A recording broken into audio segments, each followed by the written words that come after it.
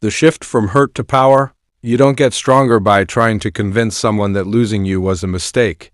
You get stronger by realizing it wasn't a loss for you in the first place. The moment someone walks away, dismisses your value, or treats you like an option, the biggest mistake you can make is chasing validation or clarity. Because when someone already decided you were replaceable, no sentence, no pleading, no emotional explanation will change their mind. The shift begins when you decide that you're done being available to someone who couldn't do the bare minimum. Most people try to earn regret from others. They want someone to suddenly wake up and realize, I should have treated them better, but regret isn't triggered by your pain. Regret is triggered by your absence.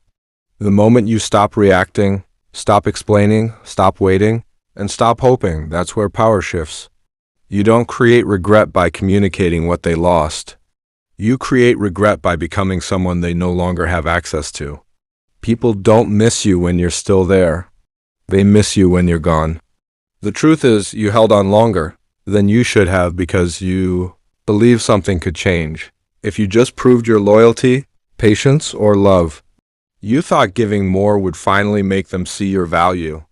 But every time you compromised your standards to keep them close, you taught them that you would tolerate anything just to stay.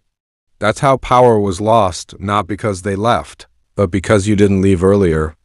This speech isn't about making them regret hurting you so you can feel superior. It's about redirecting that energy back to yourself. Because once you detach emotionally, something interesting happens. They start noticing. Not immediately, not dramatically, but slowly through silence, through distance, through the way you stop reacting to their presence. Regret is born in the space where you're no longer predictable. When you finally stop giving them emotional access, you remove the emotional supply that kept them comfortable. They didn't value you because they knew they could leave and return without consequence. They knew your heart was still open, even when they walked away from it. But once you shift from emotional attachment to emotional neutrality, everything changes. They don't get to walk out and still feel supported. They don't get to hurt you and still feel needed. They don't get to lose you and still feel chosen. When someone takes you for granted, your withdrawal isn't punishment, it's correction. Now let's talk about the mindset behind the moment you send that message. Because the text isn't meant to start a conversation. It's meant to end a pattern. Before that message leaves your phone, you have to accept certain truths. You're not sending it to get a reply. You're not sending it to get closure. You're not sending it to get attention. You're sending it because you're done explaining your worth. The text only works when you've already emotionally detached. If you send it hoping for a reaction, you've already lost. If you send it while still craving validation, you're not claiming power, you're bargaining for it. What you need to understand is this. Their regret is not your goal. Your standards are. Once you reclaim your dignity, regret becomes a side effect, not the objective. This shift starts internally. You stop asking why they treated you that way and start asking why you allowed it for so long. You stop replaying what happened and start rewriting how you respond going forward. You stop trying to be unforgettable to someone who barely remembered you when you needed them most. The version of you that tolerated disrespect cannot be the same version that demands value. Growth requires identity change. And the moment you change how you show up, you change what people lose when they walk away. You're not proving yourself anymore. You're stepping away, not because you want them to miss you, but because you finally respect yourself enough to stop fighting for a place in someone's life who couldn't handle the responsibility of having you. This is where power begins. The message, the shift, and the aftermath. You don't send a message like this to reopen a connection. You send it because you're done participating in the dynamic where someone can come and go whenever it suits them. This text is not revenge. It's not a trap. It's not a test. It's a boundary written in words. The entire purpose is to end emotional access, not negotiate it. The reason most people never get true closure is because they want closure from the same person who caused the confusion. That's a contradiction. They couldn't give clarity when you were close. They're not magically going to give it now. The only closure that matters is the moment you refuse to keep bleeding for a connection that already walked out. Let's get to the message.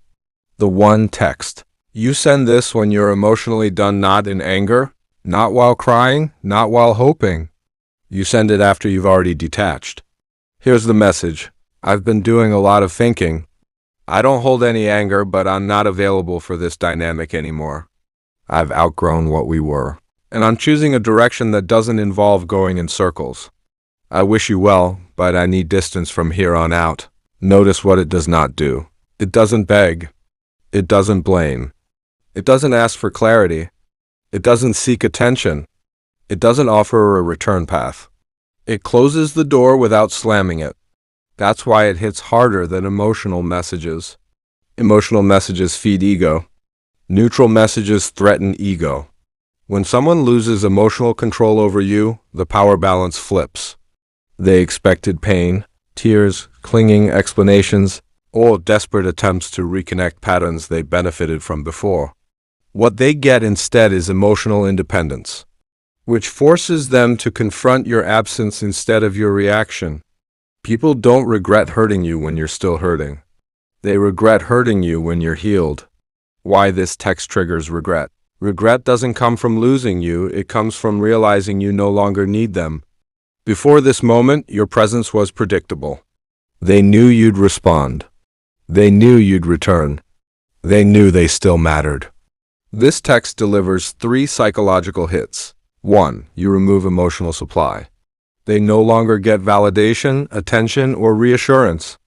Whether they valued it or not, losing it creates discomfort. 2. You communicate growth without them. People don't like being chapters in stories they thought they owned. 3. You end access instead of asking for it. Most people only realize value when they lose privilege, not when they hear your pain. This message doesn't try to make them see your worth. It forces them to feel the absence of it, how they are likely to react. And no, not the romanticized version, here's the real one. Some will try ego-driven re-entry. Why are you acting like this? Not concern control? Some will switch to nostalgic manipulation. I miss the connection we had. Translation, you stopped feeding my emotional comfort. Some will get silent and distant to regain the upper hand. Doesn't matter. You already stepped out of the game. Some will try to lure you back with crumbs. Short messages, late-night check-ins, indirect attempts. If any of these pull you back, the message becomes meaningless. Your action must match your words. The real test is not what they do, it's what you do next. You can send the strongest message in the world, but if you respond to late-night messages, accept vague excuses, allow emotional access again, then nothing changes. They won't regret losing you because they didn't lose you, just paused you. Power isn't in sending the text. Power is in not reopening the door. This transition requires 3 things. Gives emotional detachment. Not hate, not indifference, just peace. Give silence where you once over-explained. Observation instead of reaction. Give self-respect that doesn't negotiate. Not because you're cold, but because you're done shrinking. Understand this before moving on. You don't become valuable by being unavailable. You become valuable by becoming someone who refuses to be accessed by people who didn't value you. The message marks the end of the identity that tolerated disrespect. It signals a new standard for future connections. You're no longer trying to be chosen, you're curating who gets access. This shift builds a new type of confidence, one that doesn't need validation from the past to move forward. The most powerful version of you is the one who stops waiting to be appreciated and starts choosing where your energy goes. And that is where regret is born, not in losing you, but in realizing they never had the capacity to stay. They didn't lose someone who needed them. They lost someone who finally didn't.